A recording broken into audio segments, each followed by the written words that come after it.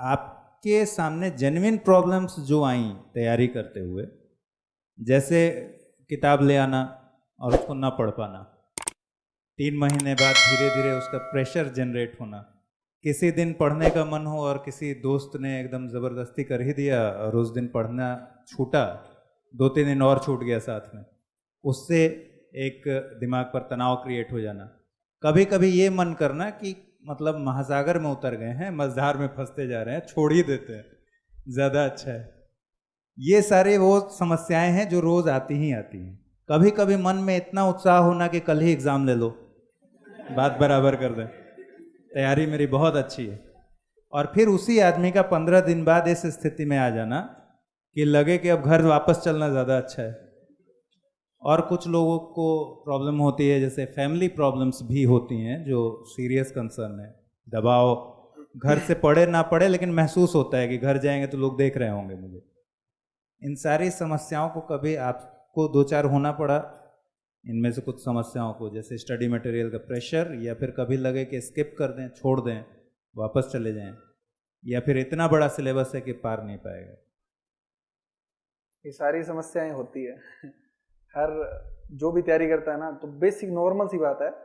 कभी कभी तो ऐसा लगता है कि बस अब तो थोड़े ही दिन की बात है, मतलब इतने टाइम टेबल बनाते हैं और उसको पढ़ते हैं, इतने सम्मोहित हो जाते हैं टाइम टेबल को देखते ही, बस 3 महीने में कोर्स कंप्लीट, उसके बाद में क्या पढ़ूंगा मैं। और कई बार ऐसा लगता है कि ना भाई ना, ये तो नहीं हो पाएगा। तो बात यह है कि इन दोनों के बीच में जो मार्ग है ना, हमें उसको अपनाना पड़ेगा। अरस्तु ने बोला था कि जो दुस्साहस है और कायरता है उसके बीच की जो स्टेज है ना, उसको साहस कहते हैं। तो मेरा जनरली फोकस ये होता था, मैंने आज तक अभी 12-13 घंटे 14 घंटे पढ़ाई नहीं की, इतनी पढ़ाई कभी नहीं की, ना ही मैंने कभी 4-5 घंटे पढ़ाई किया। मेरा फोकस रहता था 7-8 घंटे 9 घंटे डेली लाइब्रेरी में मेरे को निकालने हैं तो निकालने ही है। मतलब ऐसा होता था कि मैं शाम को जाता था तो मेरे पास थोड़ा खाली टाइम भी होता था, खुद के पास सोचने के लिए, इधर उधर बात करने के लिए, थोड़ा घूमने के लिए। और इतना टाइम मत दो कि खुद को टाइम ना मिले। जब आप खुद सोचते हो ना घर पे जाके कि आज के दिन में मैंने क्या किया, जब आपके पास ये टाइम नहीं होगा ना, फिर दिक्कत है। और टारगेट कभी इतने बड़े मत लेके चलो कि आपका पूरे दिन में टारगेट हो ही ना, और इतने छोटे भी नहीं लेके चलो कि 3 घंटे में कर दिया अब चलो मस्ती में आते हैं। ये नहीं होना चाहिए। टारगेट लो जेन्युइन सा कि हाँ इतना हो जाएगा 7-8 घंटे में, तो जब रात को आप सोओगे ना तो आपको अच्छी नींद आएगी। तो उससे क्या है कि कंटिन्यूशन, बहुत ज्यादा मोटिवेशन भी खतरनाक होता है और बहुत कम मोटिवेशन भी खतरनाक होता है, बीच का मोटिवेशन रहना चाहिए।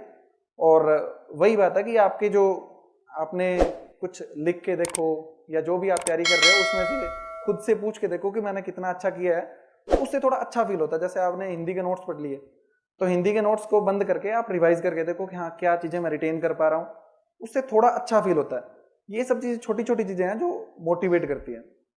और दूसरी बात है कि शुरू में मैं आया था तो मेरा कोई दोस्त नहीं था यहाँ पे, मैं सिंगल रूम लेके रहता था और सिंगल ही मैंने मतलब मेंस तक मैं ऐसे ही रहा था।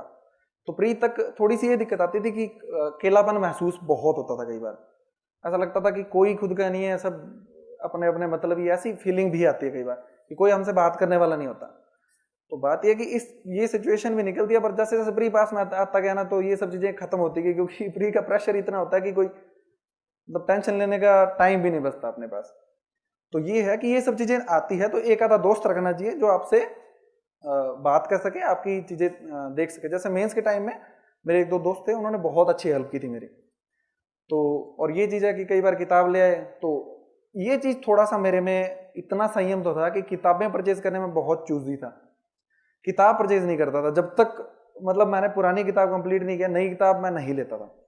तो ये सबसे बड़ा था। जैसे मैंने किताब परचेज की, मान लो इन्वायरमेंट की बुक परचेज कर ली, मैंने उसको एक बार पढ़ लिया, तो फिर मैं उसको हैंड टू हैंड दोबारा स्टार्ट करता था, दूसरी नई किताब नहीं लेकर आता था, क्योंकि अगर उसको छोड़ दिया तो वो वाली किताब मैं जब दूसरी पढ़ूंगा तब तक वो वाली खत्म है, याद नहीं रहेगी।